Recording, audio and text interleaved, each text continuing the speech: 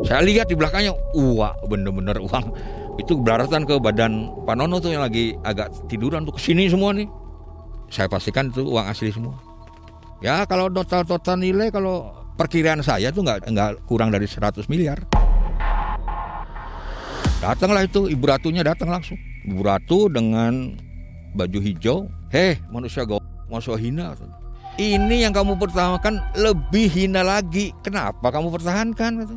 Makanya sakral gitu, walaupun cuman kelihatannya kolam biasa, kolam alam gitu, sumber mata air, tapi ternyata itu ada sambungannya ke selatan sumur. Tuh, 5 tahun yang lalu ada bapak-bapak ritual karena kasus korupsi kalau nggak salah di perusahaannya. Dia ritual itu berhasil, uang dapat. Di ujung hutan janji hitam terucap, demi dendam yang bisa tertuntaskan. Nama musuh dijadikan tumbal pesugihan yang menjanjikan kekayaan secara instan. Ambillah dia, ucapnya lirih namun tegas. Biarkan nyawanya menjadi harta untukku. Perjanjian dengan tumbal musuh ini dilakukan oleh Pak Agung. Assalamualaikum warahmatullahi wabarakatuh. Waalaikumsalam warahmatullahi wabarakatuh, Bang E. Selamat malam Sobat Malam Mencekam dimanapun Sobat berada. Alhamdulillah hari ini kita bisa ketemu lagi ya Sobat. Hari ini Mang E dan tim berada di ketinggian sekitar 1200 mdpl nih. Wah dingin banget. Ini adanya di kaki Gunung Ciremai. Sudah terlihat ya, ada kabut dan hujan rintik-rintik pula. Jadi dingin banget. Dan narasumber kita malam ini ada Pak Agung. Apa kabar Pak Agung? Kabar baik, Mas. Gimana Pak Agung? Dingin gak nih? Dingin banget. Makanya pakai jaket. Pak Agung dari mana? Kuningan atau dari mana? Saya dari Kuningan. Dari Kuningan ya? Iya. Kuningan ke sini berapa menit? Ke Tadi Palu karena Tuman? macet ya, harusnya biasanya sih cuma 40 menit ya. 40 menit ya? Iya. Ini luar biasa sekali ya tempat bumi perkemahan ini. Betul. Menyeramkan tapi asik gitu. Ya, seram apalagi di itu. Curug Putri kan lebih serem lagi. Sering camping di sini Pak Agung? Pernah dulu waktu SMA. Sekarang udah nggak pernah ya? Oh, udah lama. Baik, Pak Agung punya pengalaman di tahun 2006 ya Pak Agung ya? Betul. Saat itu Pak Agung masih menjadi seorang pengusaha yang mapan lah. Iya. Dan tiba-tiba mengalami suatu goyangan atau goncangan gitu ya. Betul. Sehingga mengakibatkan goyang perusahaannya. Iya, Mas. Sampai-sampai Pak Agung akhirnya pergi ke tempat yang di luar dugaan juga ya. Iya, betul. Apa itu namanya? Tempat pesugihan gitu. Iya, Cari uang cepat. betul. Karena waktu itu kan ada utang, Kang. Jadi apa namanya? Panik lah gitu ya. Betul, karena awalnya itu kan waktu 2006 itu kan pemerintah mengizinkan ekspor bahan baku. Saya kan bergerak di bidang bahan baku untuk masuk ke pabrik rotan kan. Karena bahan baku dari luar Jawa itu nggak masuk, otomatis kan kita tidak ada penghasilan gitu kan. Oke, benar. Tahan dulu Pak Agung biar nanti dikisahkan panjangnya. Jadi sobat, Pak Agung harus menggunakan masker karena satu dan lain hal. Dan sobat, mudah-mudahan sobat semua selalu dalam keadaan sehat walafiat ya. Dari ketinggian 1200 mdpl di atas permukaan laut, Mang E dan tim hadirkan Pak Agung. Malam mencekam, semakin malam semakin mencekam. Ini dia Pak Agung.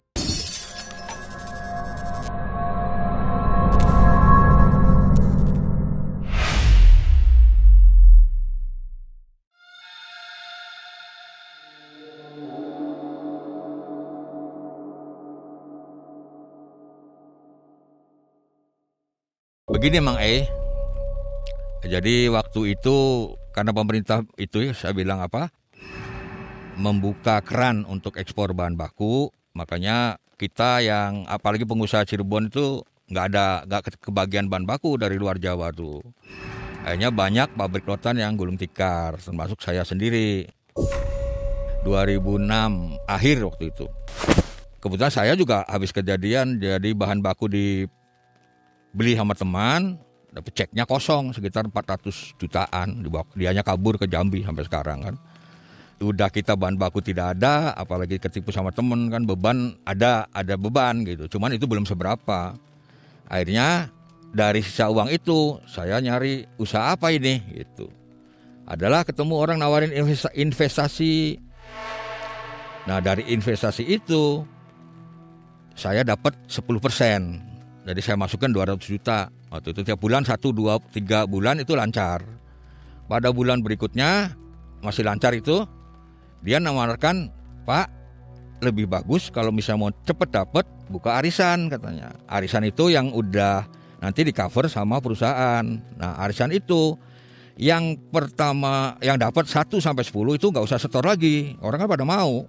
Yang 10 ke 11 ke 20 perusahaan yang mengcover gitu. Oke lah. Kemudian saya banyak teman, banyak rekanan. Saya buka, kemudian banyak yang tertarik. Karena itu kan yang udah dapat nggak usah bayar. Kok bisa gitu ya, hitungannya Ya, gimana ya? di investasi, uangnya kan masuk investasi tuh, uangnya dapat arisan kita masukin.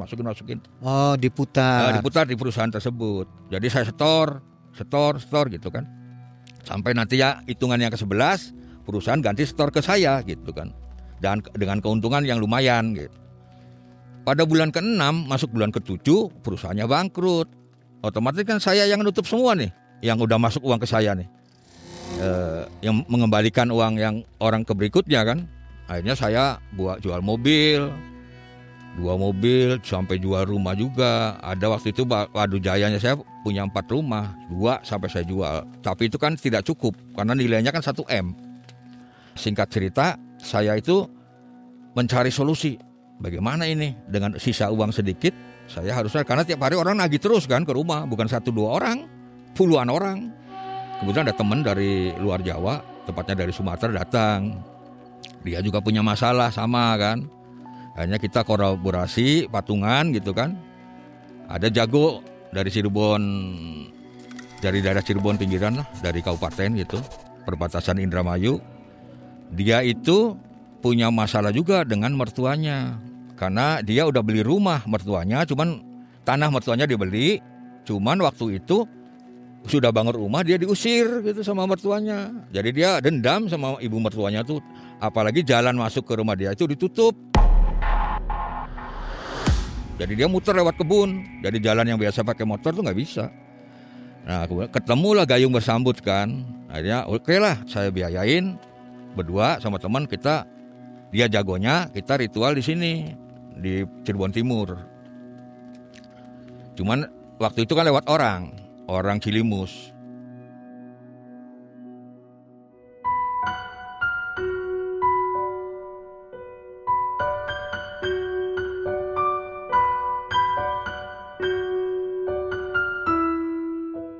Ritual pertama itu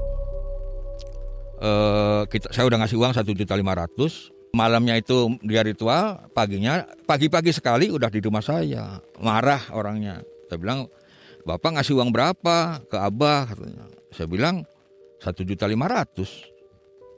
Katanya semalam datang, wujudnya kayak mandala siluman sungai ular tuh, nggak pakai baju, badan keker, pakai kayak sarung gitulah, kayak sarung tapi motifnya motif ular gitu. Tinggi, rambutnya panjang. Terus apa katanya? Kepala saya sempat dipukul katanya. Ini nggak bener, ada yang nggak bener kata gitu. Kamu ulang lagi katanya gitu. Akhirnya dia pulang. Ke saya pagi-pagi negur. Saya bilang, gimana sih katanya gitu kan. Ternyata ke Abah ini orang itu cuma kasih 500.000. Karena Abah ini sebenarnya udah nggak boleh ritual. 5 tahun yang lalu ada bapak-bapak ritual karena kasus korupsi kalau nggak salah di perusahaannya. Dia ritual itu berhasil, uang dapat di rumah Abah itu. Cuman waktu itu anak bungsunya laki-laki usia 5 tahun meninggal. Akhirnya istrinya datang ngamuk kan, karena tahu alamatnya ke situ. Akhirnya sampai ke RT, RW, ke desa, ke polsek. Akhirnya si Abah dipanggil, ditanya-tanya. Akhirnya kata Abah, udah ini sumur dilihat dulu. Kalau masih ada ikan, masukin baju anak tersebut yang udah dipakai katanya gitu. Apa sumur? Iya. Namanya itu? Namanya sumur. Itu dekat rumah si Abah? Nggak jauh dari rumah Abah, paling 50 meteran lah. Agak ke dekat kuburan umum, tapi ke dalam jadi banyak hutan bambu di situ. Tapi bukan bentuk sumur sih, sebenarnya itu telaga kecil cuman ada ikannya gitu. Waktu itu masih ada ikan, dilihat. Akhirnya si ibu itu masukin baju anak tersebut sesetel ya. Anak itu hidup lagi. Cuman uang ini kan gagal. Nah sejak itu si Abah bikin surat perjanjian sama desa, sama polsek bahwa tidak akan buka ritual lagi. 5 tahun yang lalu. Giliran orang kita kan. Nah, akhirnya ya nyogok lah ke RT RW gitu ngasih. Jadi biaya cuma 500.000. Jadi buat ubur rampe dan lain 200. 100 buat itu, 200 buat Abah, nggak banyak. Dan Abahnya waktu itu udah sepuh. Pas teman saya ritual yang kedua, oke diterima ibu mertuanya. Ketemunya Eyang Seto tuh. Ada ya biasalah itu ada suara berdebum di kamar terus bergetar gitu kan. Sekitar jam 2 itu si Eyang Setonya datang. Ini yang satu apa? Eyang Seto itu gaibnya. Gaibnya seperti apa penampakannya? Saya kayak mandala siluman sungai ular. Jadi rambut panjang, pakai iket, terus telanjang dada, tapi pakai ini kayak kain sarung gitu, kayak celana komprang gitu kan. Gagah ganteng, ngakunya namanya Eyang Seto. Saya ambil ini katanya. Cuman saya minta tambahan katanya. Tambahannya istri kamu katanya gitu. Hanya diterima, cuman ada tambahan katanya. Istri kamu saya minta lagi. Saya tumbal. Ya saya kasih 5 karung tuh. Udah disiapin 5 karung di tempat Abah tuh. Cuman si Pak Nono lah kita sebut ya, orang Cirebon itu keberatan kalau istrinya diambil. Ya, akhirnya dia pulang kan. Pak Nono kan pulang di rumahnya. Istrinya sakit, mertuanya sakit. Saya kasih uang. Nih ya sebenarnya kita juga kasih uang juga percuma lah. Cuman sebagai inilah kambuh fase gitu kan. Udah berobat aja nih, kasih uang. Suruh berobat. Pulang paginya laporan ke rumah. Saya kesal juga nih. Udah 2 kali keluarin duit kan. Udah saya kasih uang untuk keluarganya, udah saya kasih buat ritual, dianya juga. Pak saya mikir dulu lah, minta waktu katanya 2 hari. Karena istri saya diminta. Ya udah. Dia 2 hari saya datangin ke rumahnya tuh. Sama orang Palembang ini. Namanya Mas Ferry lah gitu. Datang ke rumahnya. Tetap dia keberatan kalau istrinya gitu. Akhirnya saya keluarin tuh foto-foto cewek-cewek cantik gitu kan. Nih, kalau kamu kaya kamu bisa kawin sama perempuan ini salah satu. Kalau enggak saya tanggung jawab. Saya bilang gitu kan. Dia mikir, ya bener sih Pak katanya. Bener. Saya enggak bohong. Kalau kamu kaya punya mobil otomatis perempuan juga pada mau. Terus anak saya siapa yang ngurus? Udah pembantu banyak. 2-3 pembantu juga kamu bisa bayar. Oh gitu ya Pak? Iya. Terus gimana ya Pak? Ya udah kalau kamu niat. Kita lanjut. Gitu kan. Ya udahlah Pak, saya minta waktu sehari lagi ya. Oke. Nah besoknya dia datang ke rumah tuh. Oke Pak saya siap. Udah saya biayain lagi kan. Berangkatlah dia ke sana. Jadi di tempat Abah itu dibikin pos kamling. Dijaga sama pemuda. Jadi dia datang tuh. Ditanyain ada perlu apa. Gini-gini. Kamu pasti mau ritual kata pemuda situ. Kata orang desa situ. Kamu orang mana saudaranya katanya. Dicek. Gak ada saudara. Udah kamu pulang. Diantar sampai pulang. Ke jalan tuh. Udah kamu pulang katanya. Bohong kamu gini-gini ya. Ternyata malam itu ada orang ritual 3 orang. Yang Abah sudah nolak. Saya gak bisa karena saya masih nanggung 1 orang nih. Cuman mereka maksa kan. Akhirnya mereka maksa ritual sendiri di bertiga tuh. Malam itu jam 1. Salah satu orang ritual itu kesurupan. Ngamuk mukulin temennya. Akhirnya lari dikejar-kejar tuh. Nah kebetulan di situ lagi musim siskamling. Banyak kambing yang hilang. Jadi disangkanya kan mencuri kambing. Dipukul lah mereka itu. Salah satu gegar otak. Akhirnya kan masalah masuk ke desa ke polsek. Ya akhirnya si Abah dipanggil. Ditanyain, kamu ritual? Enggak kata Abah ini maksa sendiri. Katanya gini. Abah dilepas lagi karena perjanjian 5 tahun lalu. Nah teman saya datang itu kebetulan pas kejadian siang itu pagi. Akhirnya kan masih panasnya itu. Nah karena teman saya merasa bertanggung jawab dengan uang yang sudah dipakai, dia ngumpet lewat belakang ke kebun-kebun. Ritual lah masuk ke rumah Abah. Malam itu mulai ritual. Cuman begitu menyanya dibakar, kan bau kemana-mana. Sedangkan dekat rumah Abah ada pos kamling kan, pemuda. Akhirnya digedok-gedok itu jendelanya. Digedok-gedok sama pemuda sama orang desa, nggak bisa ritual. Rumah Abah? Rumah Abahnya. Yang tempat ritualnya yang bau menyanya itu digedok-gedok. Jadi kan nggak datang gaibnya. Waktu digedok-gedok itu didobrak nggak? Dibuka pintunya nggak? Dari depan dicek, cuman teman saya ngumpet di kolong. Aman ya? Aman, nggak apa-apa. Mau mulai lagi, udah curiga pemuda tuh kan, digedok-gedok lagi, ketangkep lah teman saya tuh. Oh kamu lagi katanya gitu kan? Ya karena saya kata abah karena nggak enak, ini kan saya udah nerima uangnya. Nggak bisa bah, ini udah tidak sesuai dengan perjanjian awal, kan udah nggak boleh katanya. Hanya abang ngasih alamat tuh, nih udahlah, kasihan kamu deh. Ini saya kasih alamat sama dengan saya, cuman adanya di daerah Cilacap. Saya juga sempat kesel gitu, tapi sudahlah. Akhirnya 2 hari kemudian kita berangkat ke kampung salah satu kampung di Cilacap, ketemu sama orang itu juga. Cuman biayanya kan 2 kali lipat. Dia 500, dia 1 juta kan. Kita nggak masalah, masuk. Sama prosesnya, malam itu masuk ke kamar kuncen. Ya ada gangguan lah, macam angin, suara besar, terus orang ketawa segala macam.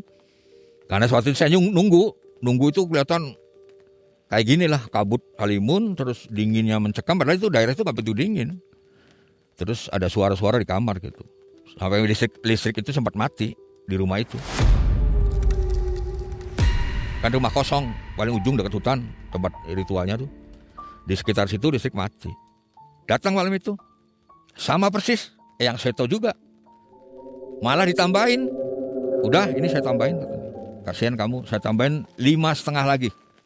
Tadinya 5 karung tuh 5 karung Besar, 5 karung goni. Saya tambahin 5. Cuman tetap itu 2 saya minta. Oke, deal. apa itu 2? Istri dan mertuanya kan udah sakit. Akhirnya paginya saya nunggu kan, saya nunggu sampai ketiduran di teras berdua sama temen. Akhirnya pagi itu keluarlah teman saya Pak Nono itu. Hasil katanya, alhamdulillah. Kita ke laporan dulu ke Kuncen. Laporan, ya bagus kata Kuncen. Saya udah semalam saya cek dari jauh katanya. Udah ada kan uangnya katanya. Sudah Pak. Nah terus gimana ini? Mau dibawa secara pakai mobil nih, karena ditambah dari 5 karung tuh ditambahkan 5 karung setengah lagi, 10,5. Itu uangnya 100 ribuan atau 50 ribuan? Campur mang ya. Jadi 50 ribu berantakan? Rapi, sudah dilak mang. Seperti dari bank? Ya dari bank. Karena kita kondisi bawa mobil, bawa uang segitu banyak kan resiko ya. Akhirnya saya bilang ke si Kuncen tuh, masih muda Kuncennya. Bisa nggak kalau kira-kira ini dipindahkan satu tempat? Kita sediakan kamar kosong. Oh bisa banget katanya. Malah itu yang lebih aman, gitu kan? Oke. Jadi kapan rencananya? Hari ini saya pulang dulu.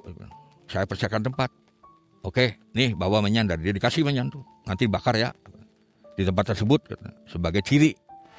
Saya temuin teman yang dia itu wakil waktu di investasi bodong itu. Rumahnya kosong kebetulan kamar depannya.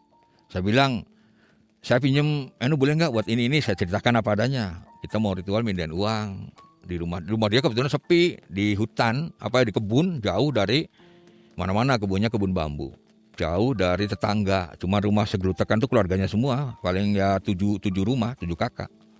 Di belakangnya ada musola, sebelahnya rumah kosong. Jadi di rumah itulah, rumah dia yang ruang tamu itu. Nah kita tarik dari situ malam itu. Bakar menyan ya sekitar nggak sampai 10 menit ya.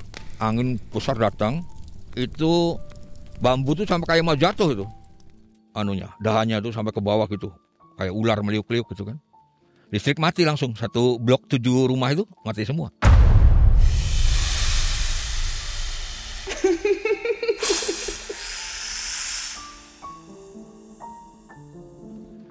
Datanglah suara perempuan di dalam. Saya dengar kan, saya nunggu di luar. Di kamar, di balik kamar itu kan. Nah, ada percakapan di situ. Ya paling sekitar 1 jam lah percakapan itu. Enggak lama lah, 1 jam. Setelah angin berhenti, percakapan datang. Kemudian enggak lama kemudian lampu listrik nyala kan. Pak Nono keluar. Pak, udah tuh kata di dalam. Saya lihat, iya, ada yang di sana tuh. Wah, hebat juga saya bilang ini. Bisa pindah. Oke, berarti nanti malam naik lagi untuk pengambilan gitu kan. Oke, waktu malamnya menyan kan masih kasih banyak tuh. Naik lagi. Sama kejadiannya, angin besar, Terus kalau nggak ada hujan tapi kalau ada suara guru, angin besar, listrik mati, ada suara itu lagi. Kalau saya dengar seperti desis ular, gitu, terus bau kan baunya rada wangi-wangi gitu kan. Saya dengar kok kayak ular, set. Suara orang mendesis agak lama itu. Nah akhirnya pas itu mau kita eksekusi, ada pengawalnya. Jadi Ibu Ratu itu datang baju hijau dengan dayang-dayangnya, sama pengawalnya tinggi gede, kakinya itu mang hampir pahanya aja hampir 1,5 meter.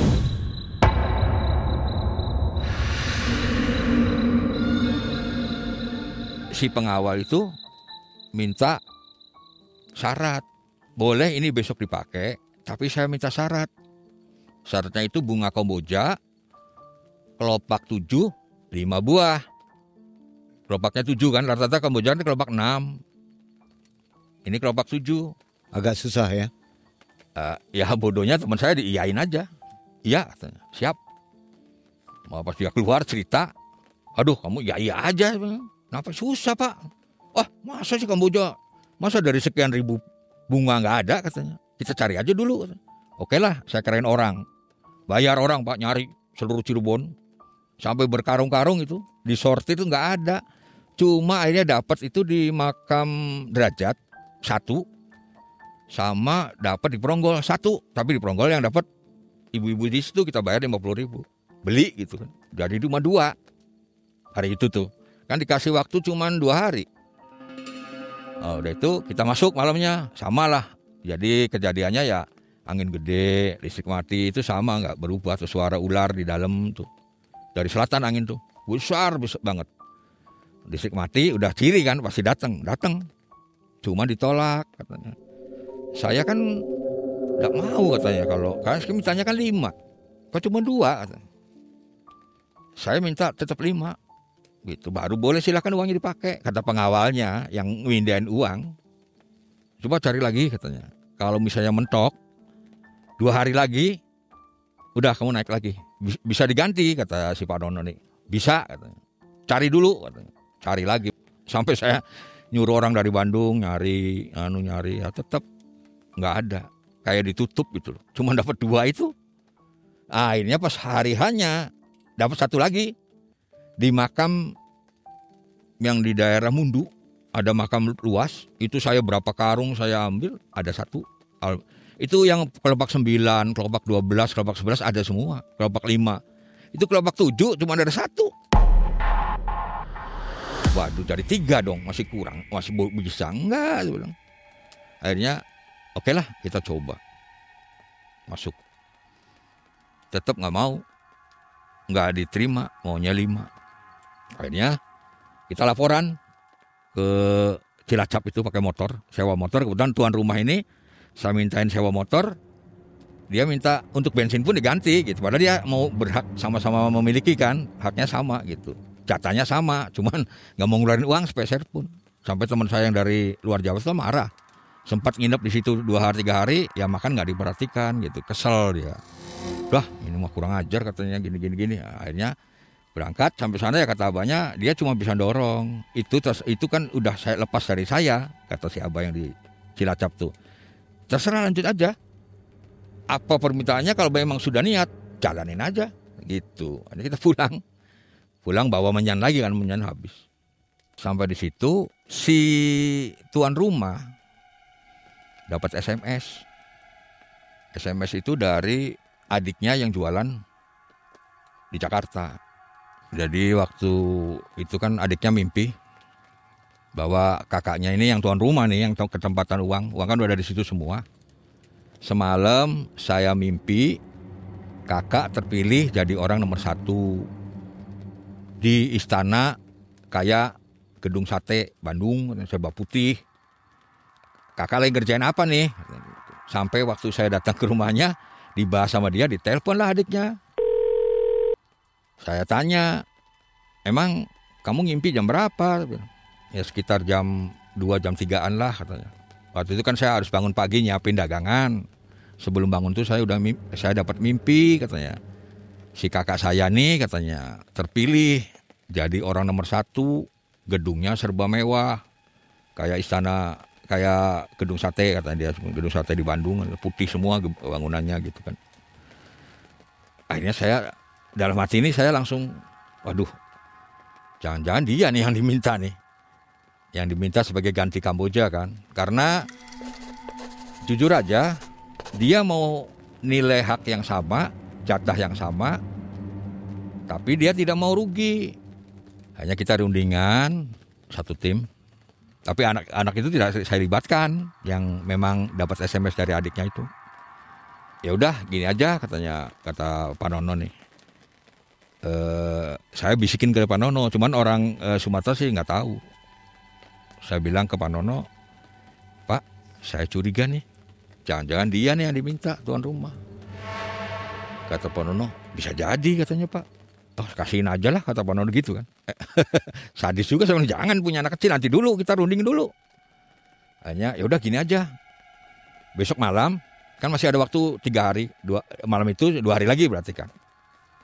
Kita ke sumur aja gitu kan. Ngapain? Ya mohon lah biar jangan dia yang diminta. Oke lah, malam itu kita berdua berangkat ke sumur. Saya dampingin Pak Nono bawa menyandang dari Cilacap itu.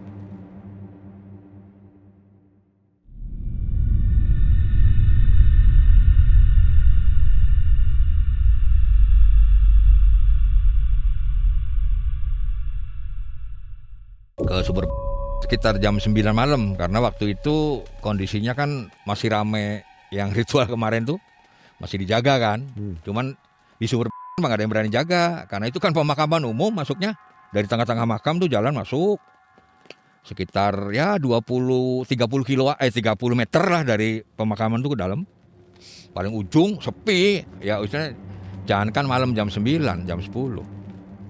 Sore aja udah nggak ada orang berani. Siang bolong pun kalau jam 12 nggak ada penting-penting, orang nggak berani ke situ karena saking angkernya. Nah, malam itu kita mulailah persiapan gitu kan. Kita bakar dupa ya. Di situ ada di sebelahnya itu ada bangunan kecil untuk kalau kehujanan atau mau ganti baju. Di sumur itu kan banyak juga kolam-kolam yang lain dimanfaatkan penduduk untuk mandi, untuk pengairan kan. Cuman jarang yang datang.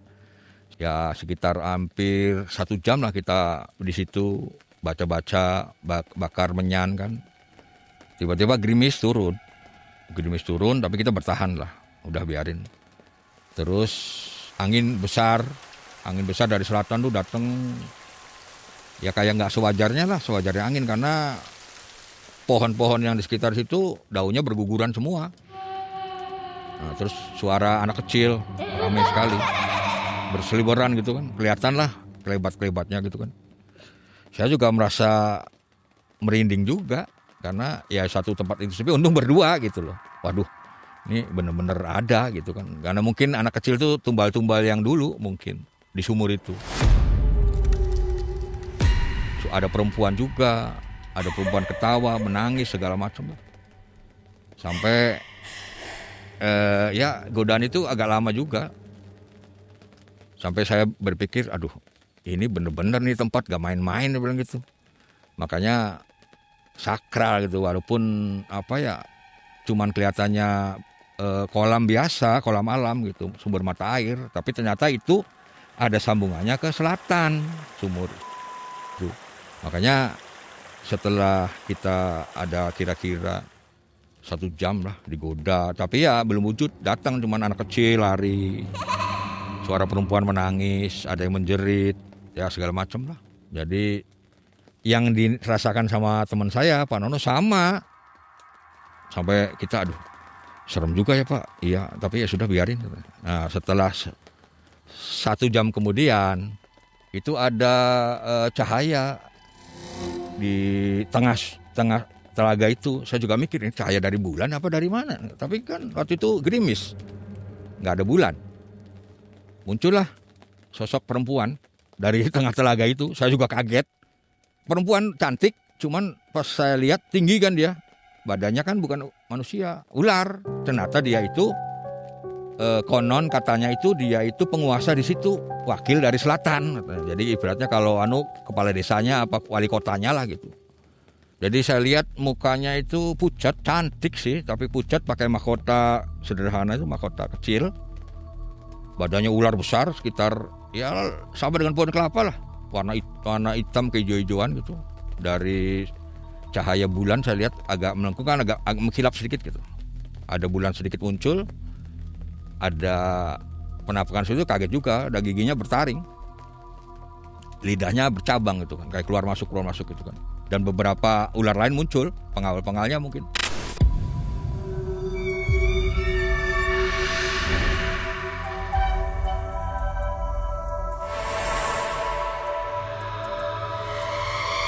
Terus dia nanya, suaranya mendesis itu kan, ada apa kamu kesini mengganggu saya? Saya ada keperluan. Bilang, kamu mau kaya? Katanya. Kamu kan sudah, katanya. Sudah ada, tinggal kamu pakai aja. Ya itu, saya minta disampaikan ke sono, karena awalnya kan dari sini saya ritualnya tuh ke Eyang Seto gitu maksudnya. Kalau bisa enggak, jangan sampai ada korban manusia lagi, gitu kan. Dia ketawa doang, terus ngilang, nggak ngomong apa-apa. Waduh, saya bilang ini gimana ceritanya, ini cuma kepala doang, ketawa, apa dia seneng, apa dia apa gitu kan, nggak jelas. Sampai saya lihat sudah dari masjid terdekat tuh suara azan subuh. Ya berarti kan intinya, ini mah sudah, berarti cuma ketawa doang apa gitu kan.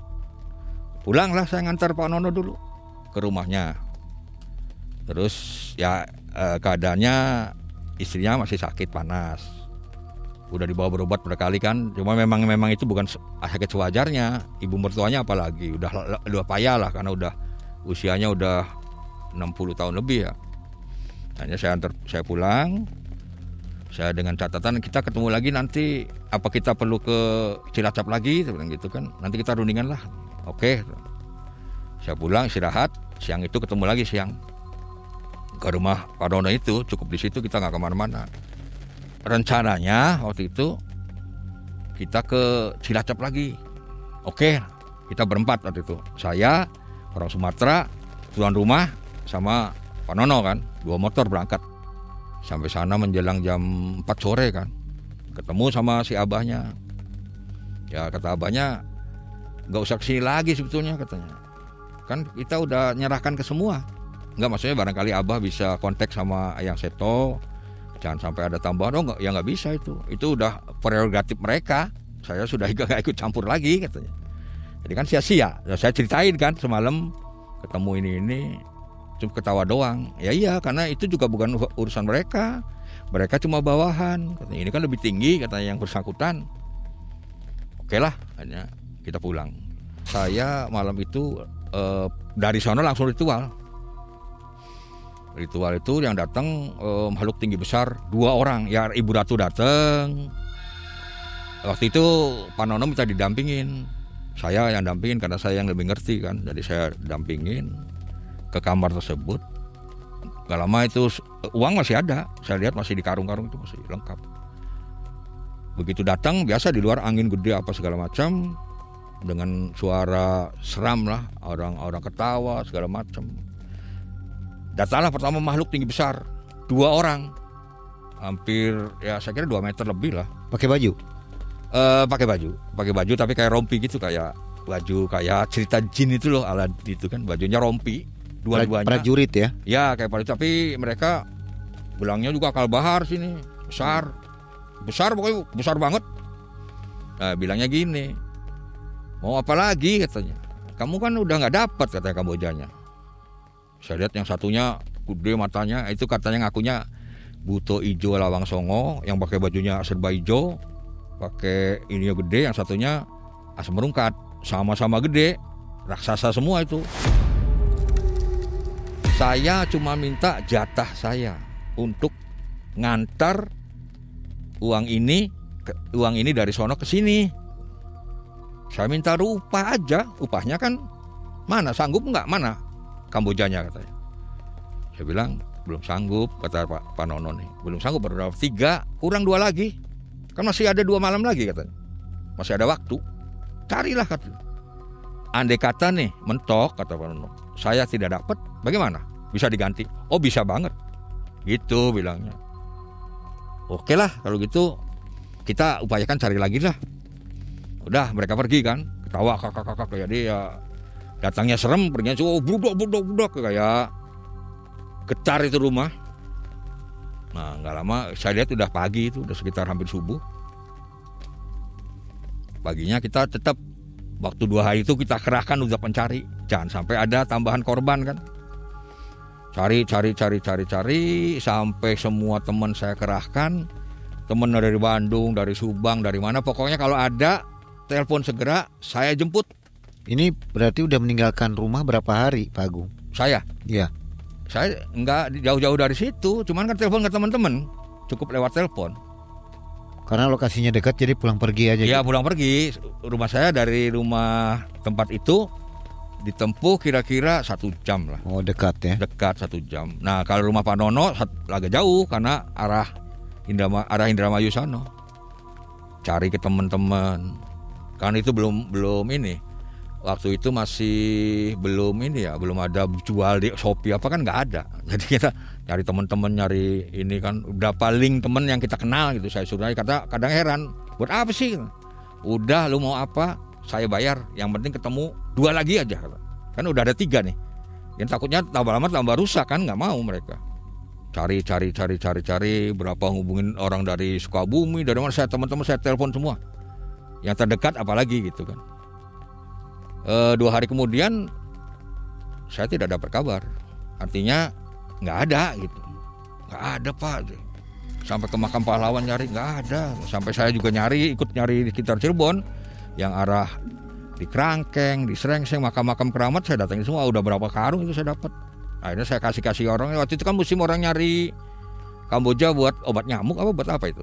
Saya kasihin, mereka seneng. Nih bu, saya cari dipilah-pilah nggak ada, kasihin. Sampai teman dari Lokorta saya telepon semua, iya kosong. Waduh, saya bilang ini bener-bener ini harus bagaimana ini gitu kan. Pas hari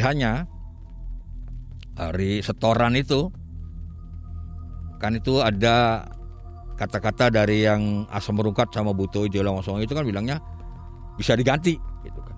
Cuman saya udah curiga jangan-jangan ini yang diganti yang petunjuk dari adiknya kalau kakaknya itu terpilih gitu kan.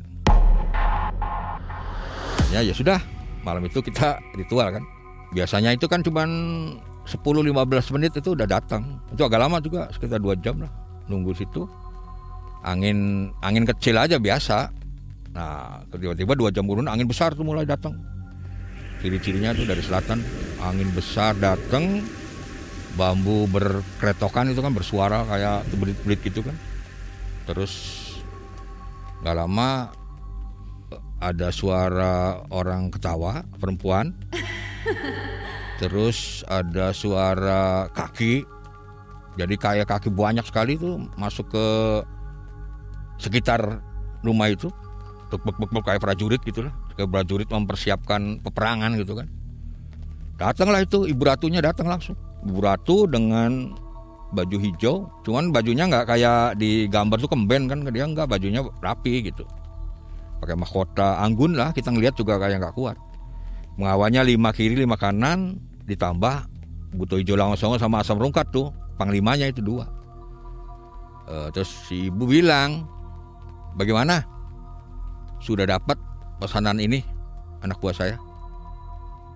Saya bilang, cuman 3 bu. Ketawa dia. Ketawa aja, gitu kan. Nah, terus beliau bilang, ya sudah, kalau semisalnya besok ini dana mau dipakai, silahkan. Cuman kalau persyaratan belum bisa memenuhi, boleh diganti. Gitu. Akhirnya Pak Nono ngomong, kira-kira bu, katanya, kalau gantinya itu yang lainnya selain orang, bagaimana? Katanya, gitu kan. Maksudnya katanya ya buah-buahan atau apa gitu. Orang Kamboja aja yang gampang banyak juga kamu nggak bisa gitu kan. Udah aja yang gampang, terserah dia lah. Kalau saya sih katanya, ibu sih cukup lah itu yang 2 itu. mau saya jadikan dayang di istana saya. Begitu ini uang kamu pakai, cuman pengawal saya minta upah. Ya kamu wajar memenuhi upah, mereka capek kan bawa dari Cilacap ke sini katanya gitu. Akhirnya ya sudah Bu, kalau sekiranya nih bisa diganti, gantinya apa? Kata Pak Nono. Pengawal itu maju, tangannya begini. Teman saya nih, yang tuan rumah yang katanya adiknya dia diambil, yang adiknya dia SMS, itu orangnya. Ya udah nebak pasti itu, karena udah dari omongan awal kan begitu. Sambil lidahnya keluar, diginiin lidahnya keluar. Ini gantinya.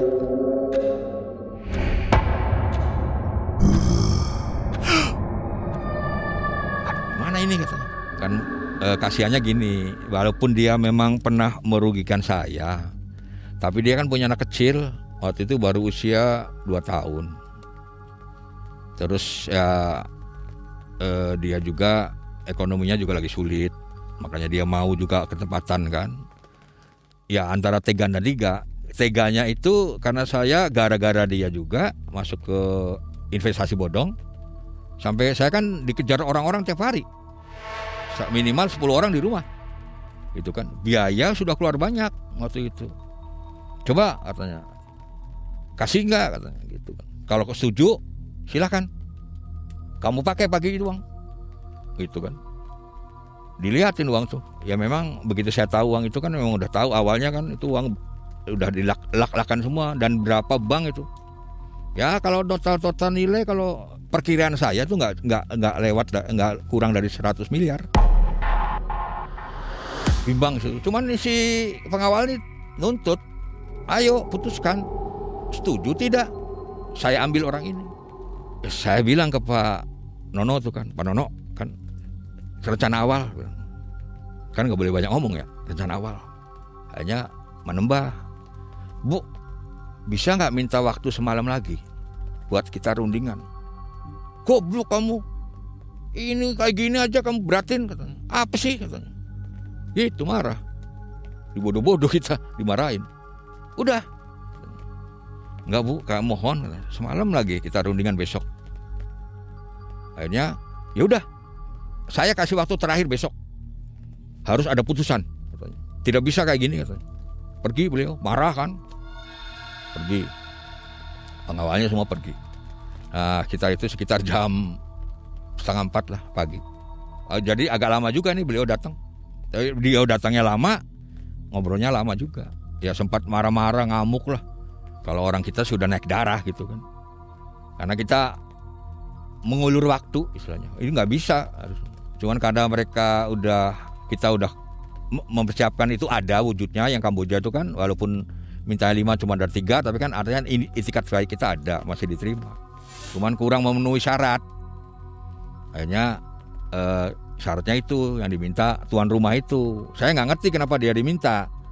Cuman bagi saya mungkin karena dia itu tidak mau ngeluarin uang sepeser pun, nggak mau. Itu mungkin jadi syaratnya itu. Saya curiga di situ. Hari itu si tuan rumah ngungsi, anaknya istrinya dibawa semua ke rumah mertuanya. Jadi kunci saya megang. Tuan rumah yang rumahnya ketempatan uang, nah itu kan diminta waktu gini. Dia udah kerasa gitu, makanya dia takut di rumah karena hawanya udah beda. Jadi seakan-akan kalau dia di rumah juga kayak ada yang mengancam dia gitu.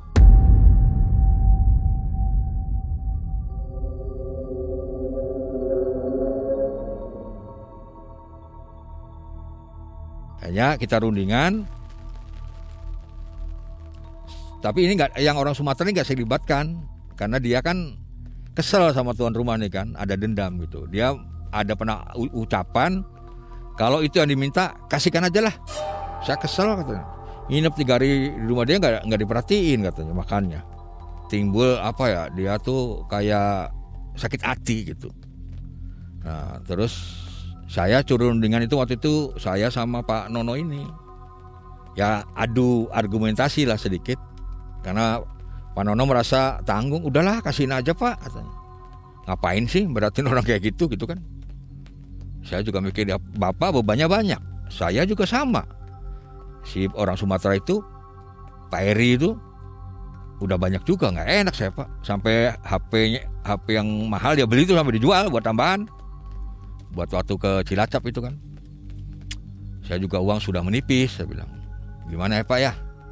Tapi hati nurani saya itu menolak. Ya gimana Bapak aja lah, kata Pak Nono. Kalau saya sih mau menjalani Pak, cuman saya berharap udah tegain aja lah katanya. Toh saya tega, mertua, istri udah sakit, bakalan diambil. Udah, yang penting saya sama anak enggak. Si Bapak juga jangan katanya. Bapak aman. Udah tegain aja, kasih aja katanya.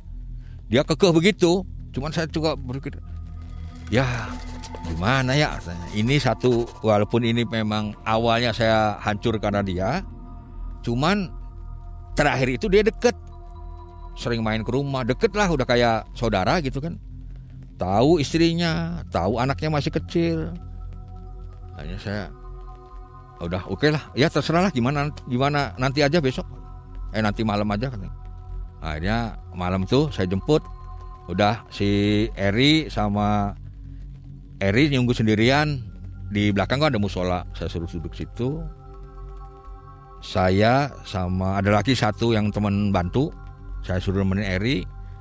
Saya jemput Pak Nono ke rumahnya. Ya tetap begitu jemput saya pergi kan tinggalin uang. Ya buat anak-anaknya, buat istrinya berobat, buat itu kan saya tinggalin semua. Karena waktu itu kan yang ngurus anak-anaknya kan kakaknya yang paling gede. Jadi si ibunya udah sakit, belum sembuh juga kan. Karena memang sudah mau diambil. Malam itu kita ritual.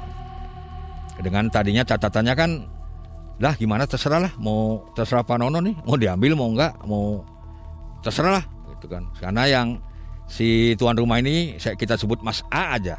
Si Mas A ini dia itu sudah ngungsi kan. Jadi kita berangkat malam itu ke rumah Mas A. Kuncinya kebetulan dipegang sama Mas Eri yang orang Sumatera itu. Jam 10 malam kita mulai naik. Sekitar jam setengah 12 itu setelah bakar menyan agak banyak. Itu biasa itu angin datang dari selatan. Ya paling waktu itu kan cuma sejam. Angin puting beliung, digoyang-goyang gitu semua. Depan rumah si teman ini kan, yang rumah ketempatan uang ini kan ada pohon melinjo 2 itu kayak udah meliuk-liuk. Nah datanglah suara ketawa itu kan. Suara ketawa, suara perempuan banyak gitu. Suara ketawa terus biasa langkah kaki yang berdebum-debum kan. Belum. Ya udah datang, langsung wujud aja tuh si ibu. Ibu pengawalnya biasa sama dayangnya kan, baju hijau semua. Nah terus beliau bilang, bagaimana? Sudah ada putusan? Langsung to the point. Ternyata Pak Nononya yang grogi malah. Saya sih udahlah terserah. Gimana kamu aja yang di depan. Dia hanya grogi, nggak bisa jawab. Sampai dibentak-bentak itu sama si ibu, sama pengawalnya. Cepet jawab, katanya malah kamu yang bisu. Tunjukin lagi si pengawalnya datang. Nih, gimana? Saya ambil sekarang. Gitu. Ya itu wujud Mas A teman saya itu yang tuan rumah ketempatannya itu, karena ya itulah dia gak mau ngeluarin biaya, mungkin akhirnya diambil. Pak Nononya bilang, udah Bu, jangan katanya. Gitu. Saya kaget, loh Pak, gak sesuai. Udah Pak, jangan katanya. Gitu tiba-tiba. Terus gimana nanti? Udahlah, dia lari keluar. Saya ikut. Nah si orang Sumatera Eri ini kan yang biaya yang paling gede kan dia. Nyusul. Gimana Pak? Pak Nono, keputusannya kok Bapak lari katanya. Kan dia di musola belakang.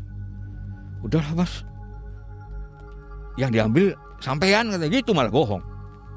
Saya bilang kaget juga loh. Ini kok tiba-tiba pikirannya gimana ini orang. Loh jangan, kata si Mas Eri itu. Kok masa saya yang biayain jauh-jauh dari Sumatera ke sini malah jadi korban katanya. Iya Mas ya, sampean katanya gitu. Jangan, udah batalin katanya gitu. Akhirnya ke dalam. Di jalan tuh diangkat namanya Pak Nono tuh.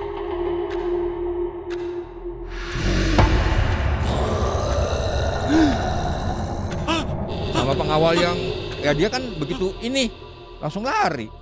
Katanya jangan, katanya langsung lari. Ya, marah itu pengawalnya. Jadi diangkat sampai dia gini-gini kan, tolong. Itu saya nyaksiin sendiri sampai saya peluk belakangnya. Saya tarik itu kan, jatuh dia lemes, setengah pingsan. Tapi dia masih bisa berkomunikasi. Terus si bundanya ngomong, "Heh, manusia goblok, manusia hina. Ini yang kamu pertahankan lebih hina lagi. Kenapa kamu pertahankan? Udah kasihkan aja." Kenapa kamu pertahankan? Udah kasihkan aja. Nggak bisa ngomong Pak Nononya. Jawab, nggak bisa ngomong. Mungkin saking takut lemes ya. Itu pengawalnya marah, karung yang besar tendang buar. Itu belaratan ke badan Pak Nono tuh yang lagi agak tiduran tuh, kesini semua nih. Saya lihat di belakangnya, wah bener-bener uang.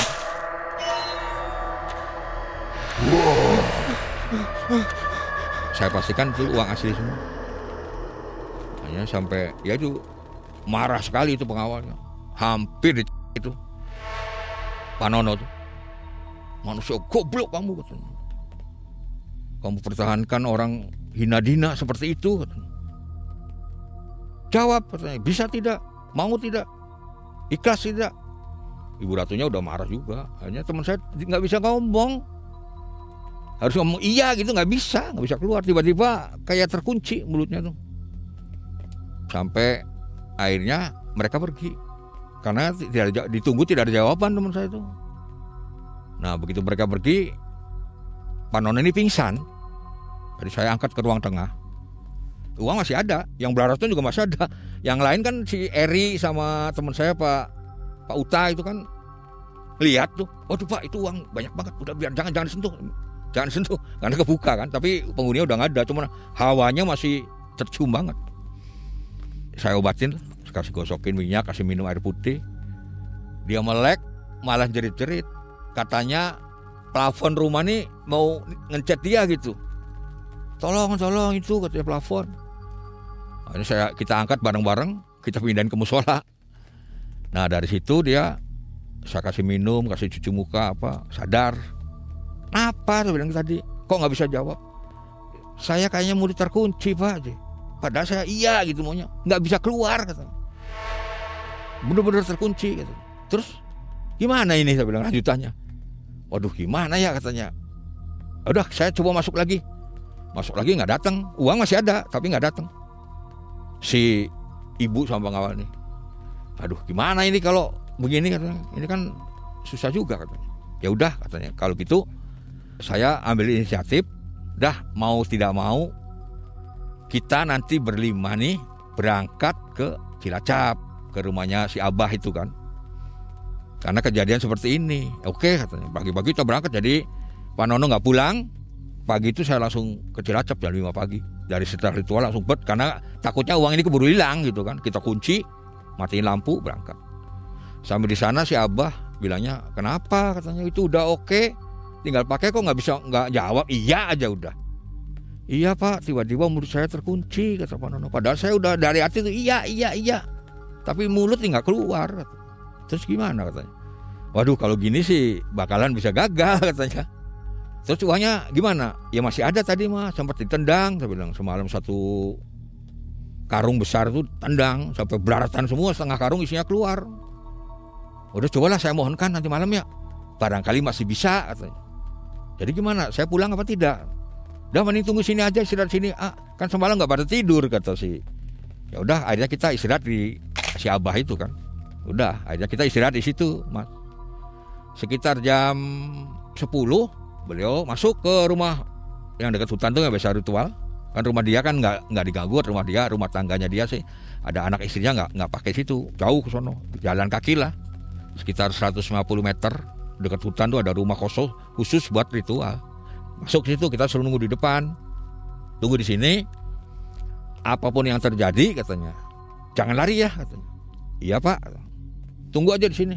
Nggak akan apa-apa kok. Saya masuk. Masuk si Abah nih, tanggung jawab dia. Oke, pokoknya ini masih kalau begini mudah-mudahan masih bisa terima. Masuk. Ya sekitar 20-30 menit lah. Itu tiba-tiba karena di situ dekat hutan nggak ada lampu. Lampu di tempat ritual itu mati. Angin gede biasa kan. Suara langkah kaki, bruk, bruk, bruk, bruk, bruk. Suara ketawa perempuan. Terus suara macam-macam lah. Jadi suara-suara itu seakan-akan kita tuh di alam lain gitu loh. Ada halimun. Seakan-akan kita tuh terpencil tuh. Padahal kita banyak nih. Seakan-akan kita sendiri gitu. Serem. Nah setelah itu sekitar 1 jaman lah. Si Abah keluar. Saya lihat lampu udah nyala. Abah keluar kayak lemes gitu kan. Kayak geleng-geleng. Aduh katanya. Padahal ini tinggal selangkah lagi ya katanya. Tinggal 1, ada tipis banget katanya. Ya karena kemarin kalian banyak berpikir, gak langsung spontan, akhirnya seperti ini katanya. Terus gimana bah? Ya gak bisa dilanjut. Terus uangnya di sana? Ya sampai cek aja sekarang. Uangnya mungkin sudah gak ada. Harus kita pulang hari itu juga gak tidur semalaman. Saya teman rekan memang gak tidur. Jadi ya ngantuk-ngantuk coba berangkatlah pulang. Saya bongkar kamar, itu hawanya doang. Uang itu udah gak ada satupun. Yang 10,5 karung itu gak ada. Udah bagaimana lagi? Ya itu si Pak Nono sampai nangis itu. Nangis-nangis akhirnya. Aduh gimana ya Pak gini-gini. Ya sudahlah gimana lagi. Memang mungkin masih takdirnya teman kita tuh gimana kan, yang lebih kuasa kan Allah. Kemungkinan ini Allah tidak mengizinkan untuk ini jadi korban, bilang gitu. Jadi ya udah akhirnya kita pulang, saya nganter Pak Nono ke rumahnya. Ya alhamdulillah si mertua sama istrinya tuh agak cenghar gitu kan. Wah berarti bener gitu kan. Cuman kamar itu setelah kejadian ini nggak bisa dipakai orang, Bang. Masih ada hawa amis gitu loh. Akhirnya saya bersihin pel sampai dipel berkali-kali tiap hari itu. Terus kita bakarin pewangian apa. Baru sebulan kemudian tuh hawanya sedikit-sedikit menghilang. Setelah itu saya putus hubungan sama Pak Nono, mungkin karena dia gimana-gimana. Ya saya ada mencari untuk menyelesaikan masalah saya. Ada gitu cerita itu. Jadi sementara sampai sini karena itu panjang ceritanya, bisa 1 jam lebih. Oke, jadi gimana Pak? Utang piutang masih bisa dipertahankan atau gimana bayarnya? Utang piutang saya itu akhirnya tidak bisa dibayar semua. Cuman di balik itu ada seseorang yang membantu. Di luar ini loh, tiba-tiba ada seseorang teman lama dari Surabaya itu membantu, tapi tidak semua. Jadi sebagian memperingan, artinya yang gawat-gawat dia bayarin. Ya, hampir-hampir aja banyak korban di situ ya? Iya, hampir banyak korban. Tumbal terus, ya? Ya mobil saya kan habis semua tuh. Mobil habis 3, rumah 2, deposito atas nama anak-anak juga sudah gak ada semua untuk nutup yang investasi bodong ini. Jadi ya saya berpikir mungkin saya melakukan ini karena mungkin saya kurang banyak memberi ke orang lain yang mungkin. Yang jelas ini pesan saya, kalau ada yang seperti ini, ada yang terjerumus seperti saya, jangan sampai melakukan hal yang saya lakukan. Ya. Tuh. Pengalamannya jangan diikuti ya. Ya, jangan diikuti Mang, karena itu memakan korban. Ya kalau sampai terjadi itu kan mungkin masalah saya selesai dari satu sisi. Tapi sisi lain masalah baru. Ada 3 korban, mungkin saya urusannya sama yang di atas nih kamu gitu kan. Lebih abadi lagi itu. Ya, itu berat gitu. Jadi saya berharap yang pendengar ini jangan ikut-ikutan seperti saya lah. Ini contoh terburuk yang saya lakukan, jangan diikutin. Oke. Itu Mang. Baik Pak Agung, terima kasih ya. Iya Mang. Mudah-mudahan sehat selalu dan usahanya kembali normal kembali nih. Amin Mang. Sehat selalu dengan keluarga. Amin. Terima kasih Sobat Malam Mencekam, demikian kisah dari Pak Agung. Kita segera jumpa di video selanjutnya. Dari kaki Gunung Ciremai, Mang Ei dan tim ucapkan Assalamualaikum warahmatullahi wabarakatuh. Waalaikumsalam warahmatullahi wabarakatuh.